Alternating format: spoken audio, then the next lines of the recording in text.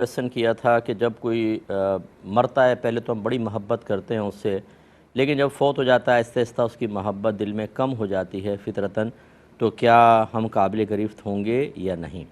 देखिए, बिल्कुल भी नहीं होंगे, क्योंकि ये तो अल्लाह तबारक व तआला की हिकमत और इरादे के मुताबिक है।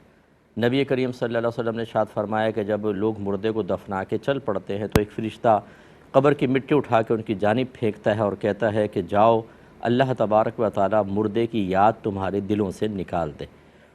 तो ये अल्लाह ताला के हुक्म से होता है, और अगर ऐसा ना होता तो हमारे गम हमेशा ताज़ा रहते, फिर तो हम कोई काम ही ना कर पाते। वालदा से मोहब्बत होती है, माँ से होती है, वालिद साहब से होती है, और जिनके बच्चे फ़ौत हो जाते हैं, बाद जवान बच्चे होते हैं, वो तो गम ही ताज़ा रहे। अल्लाह ताला इसी तरह दिलों पे मरहम रखता है और मोहब्बत को कम कर देता है, तो हमारे कारोबार ज़िंदगी चल रहे हैं, वरना सब मुअत्तल होकर रह जाएंगे। तो इसलिए इसमें कोई गिरफ्त नहीं होती।